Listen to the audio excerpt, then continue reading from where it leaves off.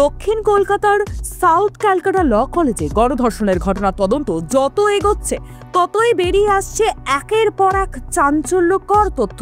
এবার তদন্তে ফোকাসে কলেজের সিসিটিভি ফুটেজ। সূত্রের খবর, ক্যাম্পাসের নিরাপত্তার দায়িত্বে থাকা সিসি ক্যামেরার অ্যাক্সেস ছিল মূল অভিযুক্ত তৃণমূল ছাত্র পরিষদের নেতা এবং কলেজের অস্থায়ী কর্মী মনোজিৎ মিশ্রের মোবাইল ফোনেও।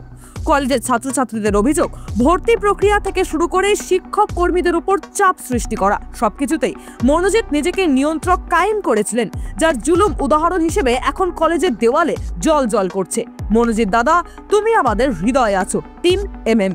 কলেজ সূত্রেই জানা যাচ্ছে, এই প্রথম নয়, অতীতেও একাধিক অপরাধের অভিযোগে পুলিশের খাতায় নাম রয়েছে এই প্রাক্তনী MM এর। সূত্রের খবর, 2012 সালে প্রথমবার কলেজে ভর্তি হয় মনোজিৎ।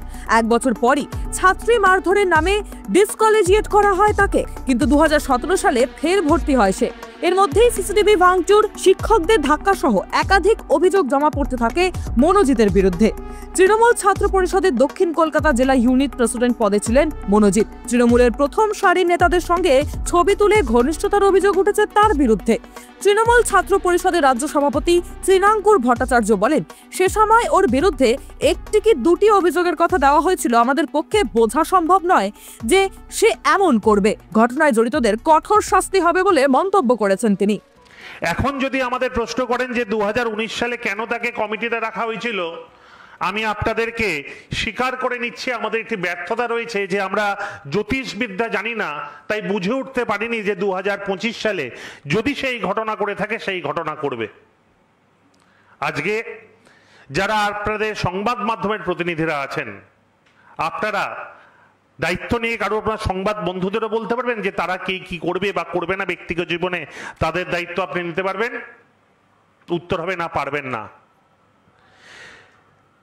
কিন্তু 2022 সালে তৃণমূল কংগ্রেসের জেলার তরফ থেকে, ছাত্র পরিষদের তরফ থেকে জেলা সভাপতি যেই কমিটিটা করেছিলেন সেই কমিটিতে কিন্তু এই ছেলেটির নাম নেই। কারণ আমরা প্রত্যেক সময় ভালো কাজ, ইম্পর্টেন্ট লিডারশিপ কেমন এগোচ্ছে সেই দেখে আমরা সিদ্ধান্ত নিই, কিন্তু তার মানে কিন্তু এই নয় যে সে কারোর ফলোয়ার হতে পারবে না।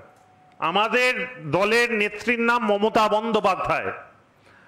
আমি তৃণমূল ছাত্র পরিষদের শাখা সংগঠনের একটি সভাপতি। আমার শ্রীনাঙ্কুর ভট্টাচার্যের অধিকার নেই যে কাউকে বলা যে তুমি দল করবে না বা তুমি কাউকে ভালোবাসবে না, এটা আমার এখতিয়ারভুক্ত নয়।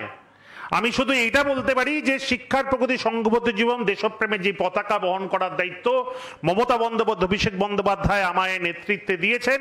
আমি এমন কোনো নেতা তৈরি করব না যারা সেই পতাকাকে সঠিকভাবে বহন করতে না পারে।